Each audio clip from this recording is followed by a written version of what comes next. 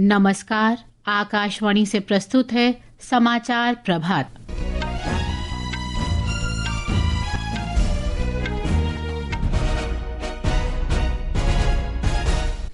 प्रधानमंत्री नरेंद्र मोदी आज नई दिल्ली में पराग्वे के राष्ट्रपति सैंटियागो पेना पलासियोस से बातचीत करेंगे। प्रधानमंत्री भारत मंडपम में अंतर्राष्ट्रीय वायु परिवहन संघ की वार्षिक आम बैठक में भी शामिल होंगे। भारत का सकल वस्तु और सेवा कर जीएसटी संग्रह मई में लगातार दूसरे महीने 2 लाख करोड़ रुपए से अधिक। रूस ने अपने 5 हवाई ठिकानों पर यूक्रेनी ड्रोन हमलों की पुष्टि की। विश्व चैंपियन डी गुकेश ने नॉर्वे शतरंज टूर्नामेंट के छठे दौर में मैग्नस कार्लसन को हराया। और आईपीएल क्रिकेट में दूसरी क्वालीफायर में पंजाब किंग्स ने मुंबई इंडियंस को 5 विकेट से हराकर फाइनल में प्रवेश किया। समाचार प्रभात के साथ मैं प्रियंका अरोड़ा। प्रधानमंत्री नरेंद्र मोदी आज नई दिल्ली में पराग्वे के राष्ट्रपति सैंटियागो पेना पलासियोस से बातचीत करेंगे। इस दौरान दोनों नेताओं के बीच द्विपक्षीय संबंधों के सभी पहलुओं की समीक्षा की संभावना है। पराग्वे के राष्ट्रपति आज से भारत की 3 दिन की राजकीय यात्रा पर हैं। उनके साथ मंत्रियों, वरिष्ठ अधिकारियों और व्यापार प्रतिनिधियों सहित उच्च शिष्टमंडल भी है।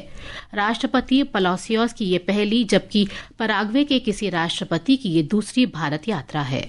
राष्ट्रपति पेना आज प्रधानमंत्री नरेंद्र मोदी के साथ वार्ता करेंगे, जिसके दौरान दोनों नेता द्विपक्षीय संबंधों के संपूर्ण पहलुओं की समीक्षा करेंगे। वह राष्ट्रपति द्रौपदी मुर्मू, उपराष्ट्रपति जगदीप धनखड़ और विदेश मंत्री डॉक्टर एस जयशंकर से भी मुलाकात करेंगे। भारत और पराग्वे ने 1961 में राजनयिक संबंध स्थापित किए, जिससे दशकों से दोनों देशों के बीच मधुर और मैत्रीपूर्ण संबंध कायम हुए। दोनों देशों ने व्यापार, कृषि, स्वास्थ्य, फार्मास्यूटिकल्स और सूचना प्रौद्योगिकी सहित विभिन्न क्षेत्रों में सहयोग विकसित किया है। पराग्वे लैटिन अमेरिकी क्षेत्र में भारत का एक महत्वपूर्ण व्यापारिक साझेदार है। ऑटोमोबाइल और फार्मास्यूटिकल्स क्षेत्र की कई भारतीय कंपनियां पराग्वे में मौजूद हैं। पराग्वे की कंपनियां भारत में भी मौजूद हैं, जो दोनों देशों के बीच आर्थिक संबंधों में योगदान दे रही हैं। अक्षित वैद्यान, आकाशवाणी समाचार, दिल्ली। प्रधानमंत्री नरेंद्र मोदी आज नई दिल्ली के भारत मंडपम में अंतर्राष्ट्रीय वायु परिवहन संघ IATA की 81वीं वार्षिक आम बैठक में भाग लेंगे। ये बैठक कल शुरू हुई और मंगलवार को संपन्न होगी। एक रिपोर्ट।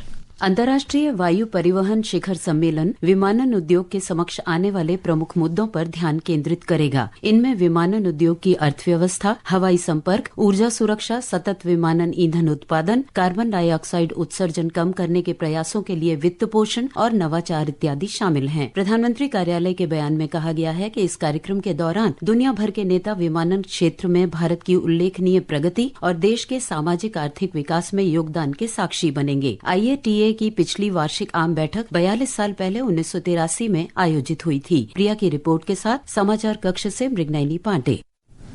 कृषि मंत्री शिवराज सिंह चौहान ने कहा है कि कृषि क्षेत्र देश की अर्थव्यवस्था की सबसे बड़ी ताकत है। कल नई दिल्ली में पंडित दीनदयाल उपाध्याय के एकात्म मानववाद व्याख्यान के 60 वर्ष पूर्ण होने पर राष्ट्रीय स्मृति संगोष्ठी में श्री चौहान ने ग्रामीण क्षेत्र में गरीबी कम होने और देश में लोगों के जीवन स्तर में सकारात्मक परिवर्तन का जिक्र किया। युद्ध का जब वातावरण था सीमा पे, मैंने अपने खाद्य भंडारों की समीक्षा की तो खेत में किसान और सीमा पे जवान डटा हुआ था और हमने देशवासियों से कहा था चिंता मत करो, भंडार भरपूर है। और आज भी भारतीय अर्थव्यवस्था की सबसे बड़ी ताकत अगर कोई है तो खेती है। श्री चौहान ने कहा कि हाल में धान की 2 नई किस्में विकसित की गई हैं, जिनसे उपज में 30% की वृद्धि होगी। इन किस्मों में पानी की 20% कम आवश्यकता होगी और ये 20 दिन पहले ही पक जाएंगी। केंद्र शासित प्रदेश लद्दाख के करगिल में कृषि विज्ञान केंद्र करगिल 1 ने कृषि और संबद्ध विभागों के सहयोग से लगातार तीसरे दिन विकसित कृषि संकल्प अभियान के तहत अभियान चलाया। ये पहल विकसित भारत 2047 के राष्ट्रीय मिशन का हिस्सा है। गृह मंत्री अमित शाह ने पश्चिम बंगाल में तृणमूल कांग्रेस सरकार की कड़ी आलोचना की है। उन्होंने कहा कि भारतीय जनता पार्टी का लक्ष्य राज्य में 2026 के विधानसभा चुनाव में अपनी सरकार बनाना है। गृह मंत्री ने राज्य की कानून व्यवस्था की स्थिति पर भी चिंता व्यक्त की। ये महान बंग भूमि को आज घुसपैठ, भ्रष्टाचार, स्त्रियों पर अत्याचार, अपराध, बम धमाके और हिंदुओं के साथ दुराचार का केंद्र बनाकर रख दिया है। यही बंगाल में चुनावी हिंसा, जिसमें चुनाव के वक्त सैकड़ों भारतीय जनता पार्टी के कार्यकर्ताओं को मौत के घाट उतार दिया जाए। गृह मंत्री ने पूर्वोत्तर के 4 राज्यों असम, मणिपुर, सिक्किम और अरुणाचल प्रदेश के मुख्यमंत्रियों से उनके राज्यों में हो रही अत्यधिक वर्षा से उत्पन्न स्थिति के बारे में कल चर्चा की। उन्होंने मानसून के कारण आई बाढ़ और भूस्खलन से प्रभावित इस क्षेत्र को पूरा सहयोग देने का आश्वासन दिया। इस बीच मौसम विभाग ने आज असम, मेघालय, नागालैंड और मणिपुर में कई स्थानों पर मूसलाधार वर्षा होने का अनुमान व्यक्त किया है। अरुणाचल प्रदेश, केरल, माहे, पश्चिम बंगाल के तराई क्षेत्र, सिक्किम और उत्तराखंड में भी आज तेज वर्षा हो सकती है। दिल्ली, हरियाणा, चंडीगढ़, मध्य प्रदेश, पंजाब और उत्तराखंड में बृहस्पतिवार तक गरज के साथ मध्यम वर्षा होने का अनुमान है। ये समाचार आकाशवाणी से प्रसारित किए जा रहे हैं। ताज़ा समाचार जानने के लिए आप हमारे social media handle X@AIR News Hindi को फॉलो कर सकते हैं। भारत का सकल वस्तु और सेवा कर GST संग्रह लगातार दूसरे महीने 2 लाख करोड़ रुपए के आंकड़े को पार कर गया है। केंद्रीय वित्त मंत्रालय के अनुसार मई में कुल GST संग्रह 2 करोड़ 1 लाख रुपए रहा, जो पिछले वर्ष मई में एकत्र 1 करोड़ 72 लाख रुपए की तुलना में 16.4% अधिक है। मई में वर्ष दर वर्ष वृद्धि आयात से एकत्र GST में 25.2% के उछाल और घरेलू लेन देन से 13.7% की वृद्धि के कारण हुई। विदेशी निवेशकों ने भारतीय पूंजी बाजारों में मई में 40,000 करोड़ रुपए का निवेश किया है। लगातार दूसरे महीने निवेशकों का रुख सकारात्मक बना रहा। आंकड़ों के अनुसार विदेशी पोर्टफोलियो निवेश से भारतीय शेयर बाजार में 19,860 करोड़ रुपए और ऋण बाजार में 19,615 करोड़ रुपए का निवेश हुआ है। यूक्रेन ने कल रूस के 5 हवाई ठिकानों मरमंस्क, इरकुत्स्क, इवानोवा, रियाजान और अमूर पर जबरदस्त ड्रोन हमले किए। रूस के रक्षा मंत्रालय ने इन हमलों की पुष्टि करते हुए कहा है कि कई विमानों में आग लग गई, लेकिन किसी के हताहत होने की खबर नहीं है। हालांकि यूक्रेन ने कहा है कि 11 महीनों के इस अभियान में उसकी सुरक्षा सेवा SBU ने परमाणु हथियार ले जाने में सक्षम Tu-95 और Tu-22 बम वर्षकों सहित लगभग 40 विमान नष्ट कर दिए।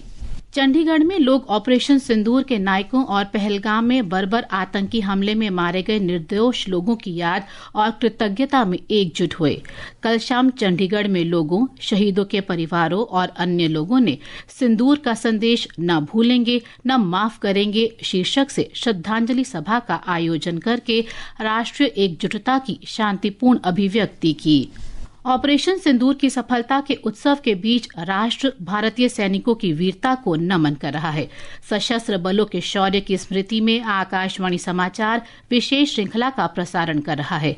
आज इस कड़ी में हम परमवीर चक्र से सम्मानित कंपनी हवलदार मेजर पीरू सिंह का स्मरण कर रहे हैं, जिन्होंने 1947-48 के भारत पाकिस्तान युद्ध में सर्वोच्च बलिदान दिया था।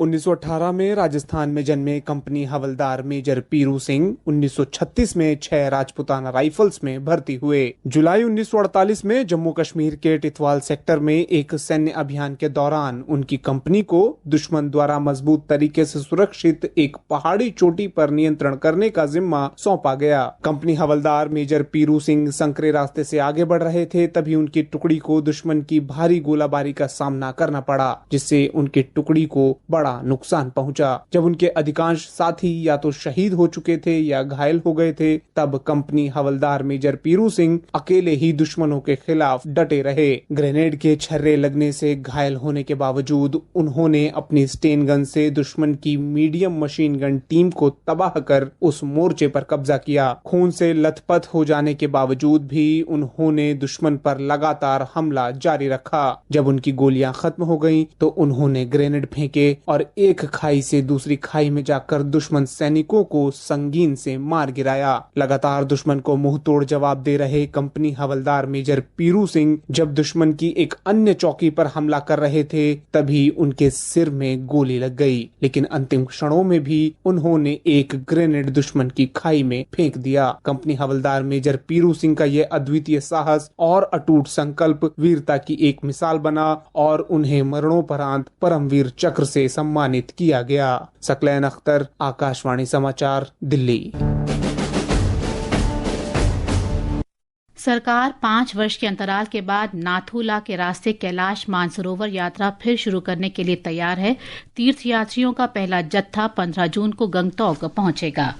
और अब खेल जगत की हलचल के साथ हैं मुकेश कुमार बल। आईपीएल क्रिकेट में पंजाब किंग्स फाइनल में पहुंच गई है। पंजाब किंग्स ने कल रात क्वालिफाइड 2 मुकाबले में मुंबई इंडियंस को 5 विकेट से हराया। अहमदाबाद में मुंबई इंडियंस ने निर्धारित 20 ओवर में 6 विकेट पर 203 रन बनाए। पंजाब किंग्स ने 19 ओवर में 5 विकेट पर 207 रन बनाकर जीत हासिल की। श्रेयस अय्यर को प्लेयर ऑफ द मैच चुना गया। फाइनल में कल पंजाब किंग्स का सामना रॉयल चैलेंजर्स बेंगलुरु से होगा। अहमदाबाद में ये मैच शाम 7:30 बजे से शुरू होगा। उधर नॉर्वे के स्टारवेंजर में नॉर्वे शतरंज 2025 टूर्नामेंट में मौजूदा विश्व चैंपियन डी गुकेश ने कल रात विश्व के नंबर 1 खिलाड़ी मैग्नस कार्लसन को हरा दिया। क्लासिकल गेम में गुकेश की कार्लसन पर यह पहली जीत है। इसके अलावा दक्षिण कोरिया के गुमी में आयोजित 26वीं एशियाई एथलेटिक्स चैंपियनशिप में भारतीय एथलीटों ने शानदार प्रदर्शन किया और चीन के बाद दूसरे स्थान पर रहे। 8 स्वर्ण, 10 रजत और 6 कांस्य सहित कुल 24 पदक जीतकर भारत ने प्रतियोगिता में अपनी मजबूत दावेदारी पेश की। और प्रो कबड्डी लीग के लिए टीमों की 2 दिवसीय नीलामी प्रक्रिया पिछले 2 दिनों में मुंबई में आयोजित की गई। पिछले सीजन में हरियाणा स्टीलर्स को खिताब जीतने में मदद करने वाले मोहम्मद रेजा शादलोई की सबसे बड़ी बोली लगी। उन्हें सीजन 12 के लिए गुजरात जायंट्स ने खरीदा। देवांक दलाल को भारतीय खिलाड़ी के रूप में सबसे बड़ी बोली मिली।